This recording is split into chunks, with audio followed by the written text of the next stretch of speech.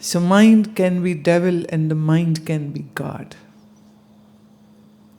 Unfortunately, this is Kali Yuga, and in Kali Yuga, the problem is the effect of darkness is more on individual mind, in groups, in families, in societies. Although the majority of people always are like this only, whatever yuga it might be.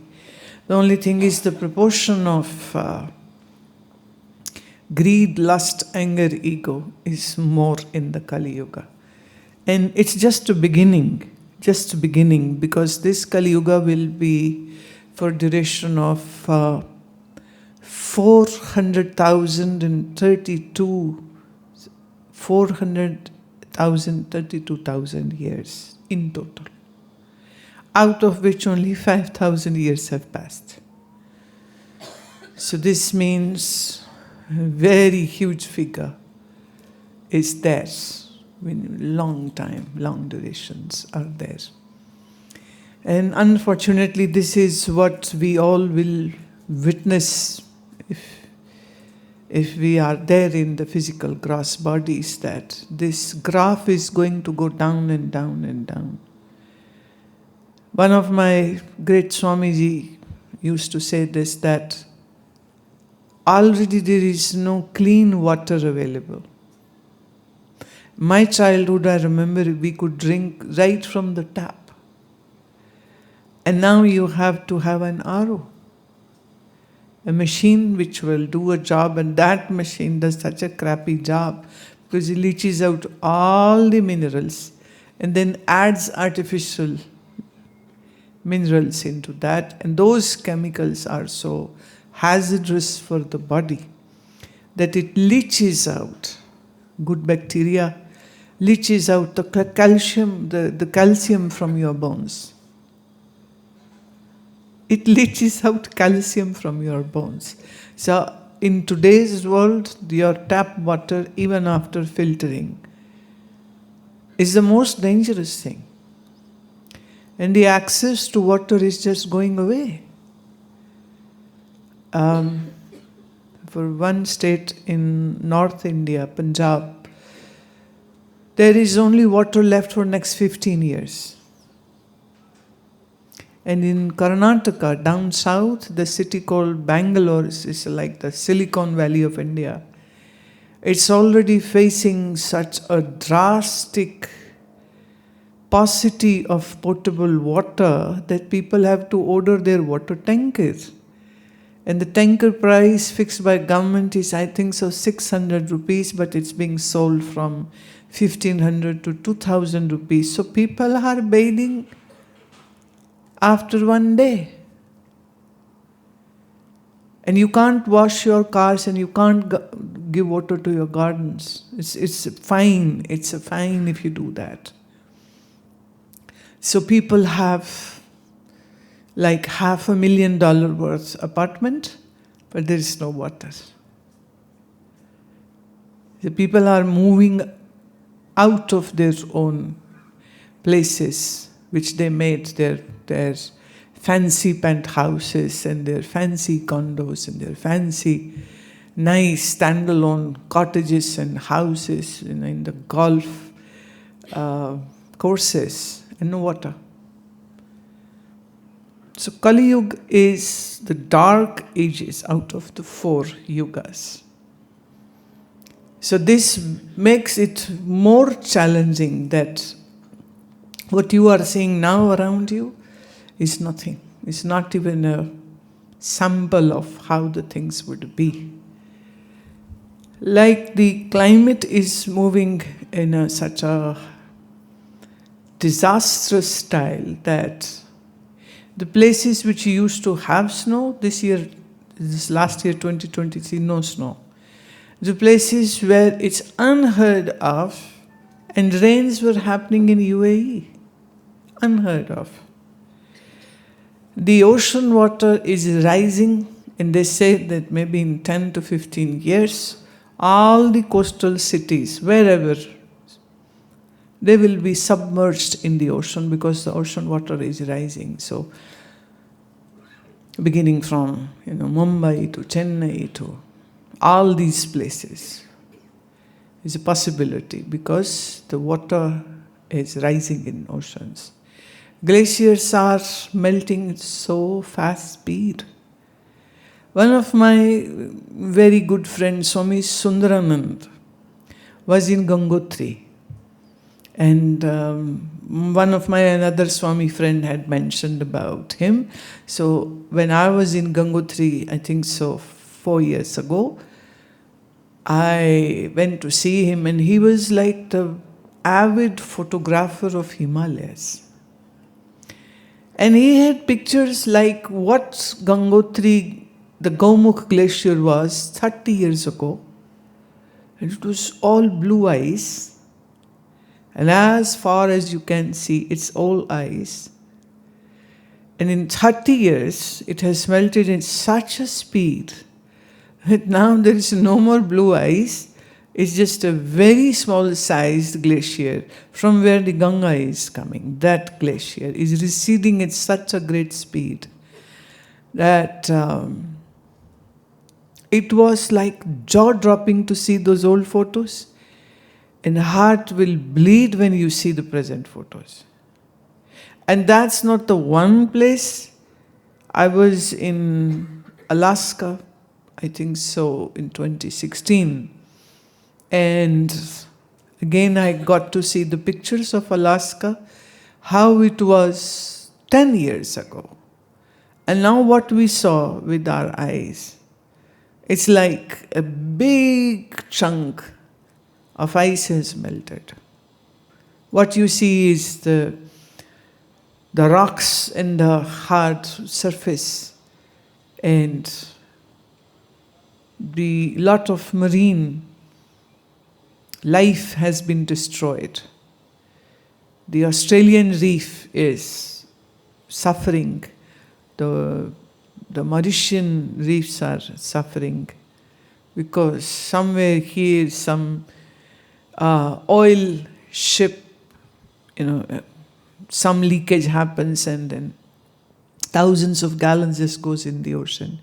And all the garbage which we humans are producing is being dumped in the ocean. And all those people who love to eat the fish, now the fish is becoming the second most polluted thing to eat because it has so much of mercury in it, and there are traces of plastic in the fish bodies. So the advisory in certain areas is that don't eat fish. And so the point is, the things are running bad. It's a very gory picture. We might not want to accept it. We might not want to acknowledge it. And all the developed countries who are responsible of making the biggest chunk of garbage are not ready to accept their fallacy, and they're putting all the blame onto the developing countries. And they say, you don't do this, you don't do this.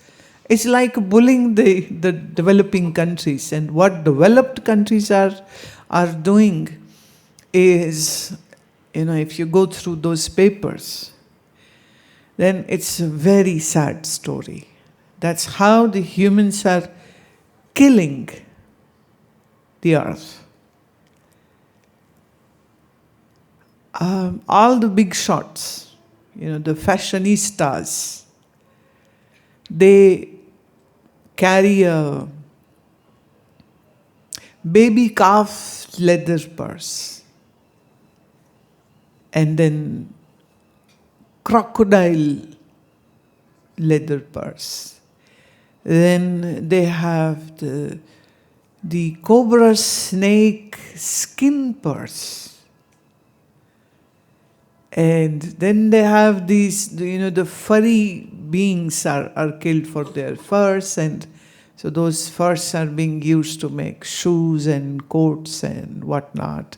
So the humans can be so selfish and humans are inhuman. Let's put it like this. Why I am speaking? I'm just giving a statutory warning to all that the goodness of human life is only then when our earth is good, in a healthy state.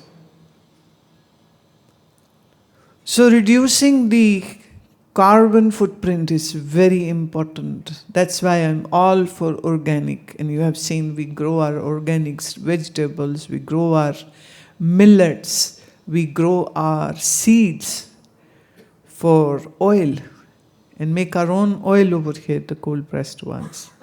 We recycle our garbage. We have the vermicompost, where we are using the worms, that they eat the leftovers and then give us a wonderful manure. So times are very shocking, and it will get more shocking. So the point is that be more aggressive in your sadhana. Be more powerful in passing on this message through your lives. So grow and eat organic. Keep your not just water and air pollution free, but your mind pollution free. Hatred, greed, ego, ignorance, ajnana, remove that. And bringing more love and compassion and servitude and humanity. And to achieve all this, getting right, correct knowledge from the scripture, Bhagavad Gita, Upanishad, becomes very, very important. I'm trying my best, what I can. So there's a long list of the Upanishads, long list of the Vedantic scriptures, long list of work of Gurubani, Kabir Sahib, and so many more, and Patanjali Yoga Sutras, which gives, it's like a manual of how to deal your own mind and your life. So do take Patanjali Yoga Sutra with you. Use this as to discipline your own life and mind. One. And Bhagavad Gita is like a navigation manual of a total life. So wherever you feel like you're getting distracted from your journey, what will hold you back is the mind can be like a very crazy monkey. Yeah. So a very strict discipline, a schedule which you need to create around your jobs. I know job is important. You are engineer, you are doctor. I know job is important. But around those hours you have to have time where you practice your asana. And then you have a time to practice your pranayam. And on holiday, make it a holy day by giving at least 3 hours to that, to your practices. Maybe one time you do kirtan and you sing along, and maybe one time you do yog nidra, and another time listen, sit down, or maybe use one of the book to do the scriptural study, that shloka by shloka, verse by verse, you go through Bhagavad Gita or any Upanishad, and just having every day some new fodder to contemplate.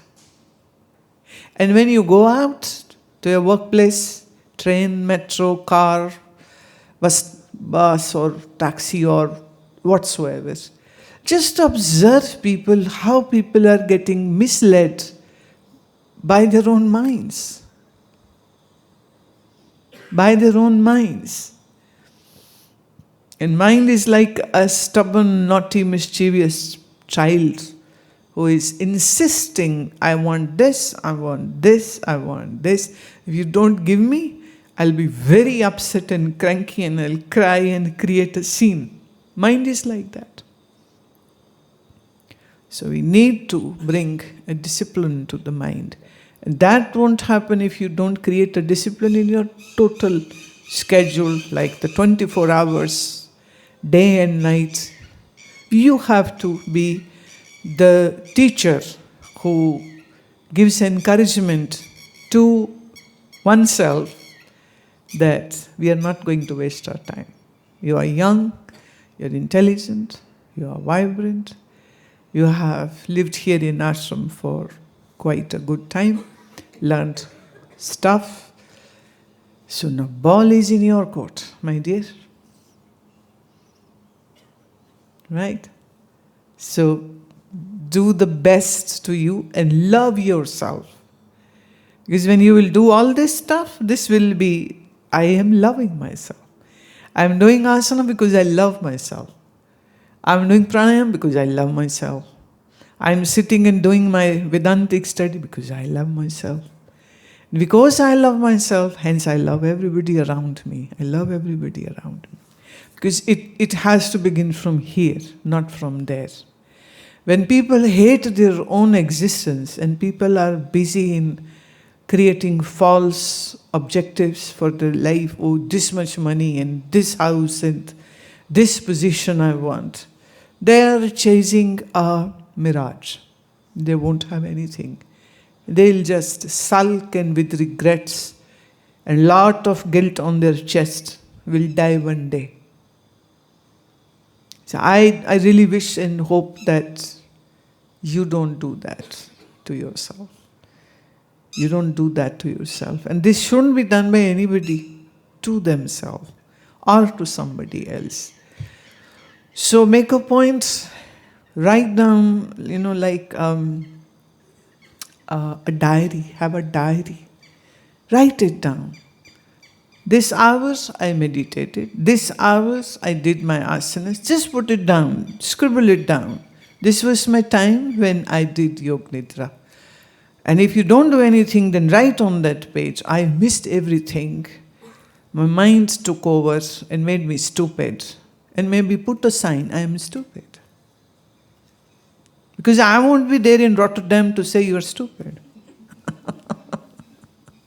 And I don't really wish to call anybody stupid.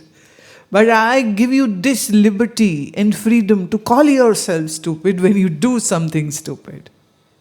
So missing out on your sadhana would be something which comes in that category.